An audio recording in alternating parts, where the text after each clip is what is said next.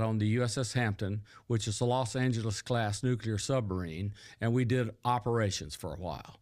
And the operations took us in near coastlines where we gathered intelligence. So one time we had to go out and meet a tender way out in the middle of nowhere so no one could easily find us.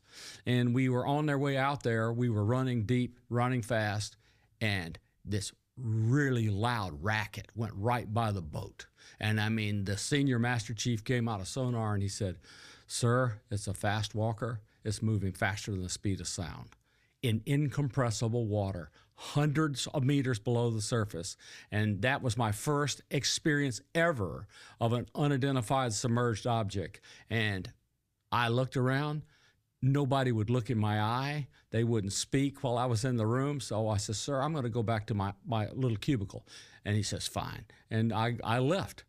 And nobody said anything to me about not saying it, so here I am telling it. I heard an unidentified submerged object with my own ears and felt the impact on the nuclear submarine as it went by. So then later on, after my field He called it a fast walker? Fast walker. That's what they called it. That was their term. Then nobody explained it to me, but it's pretty clear. This thing, water is incompressible. That means it won't mash. Mm-hmm. You can't mash it in any way. And it was moving so fast without turbulence, which is called cavitation underwater. Right. It was, to me, it was a physics miracle. I understood immediately that nothing I knew about on Earth could ever do it. I knew it was not us. Instantly knew. Okay, so then in 2008, I was on the Blue Ridge.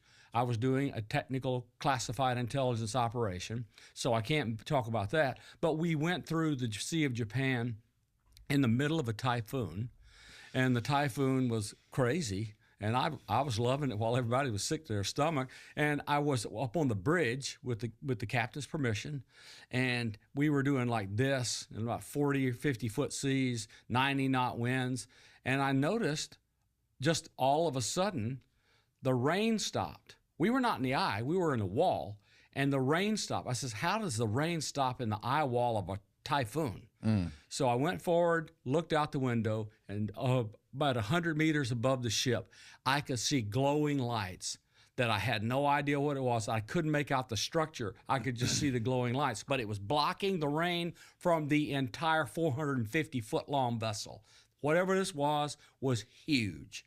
So I turned around and says, "Do you guys have anything on radar?" I went, "No, nothing." I says, "Well, you might want to come look at this." They started walking over, and I looked up. As I looked up, the lights got really bright and boom, straight up, because it had twirling air going up. You could see the vortices from the air going up.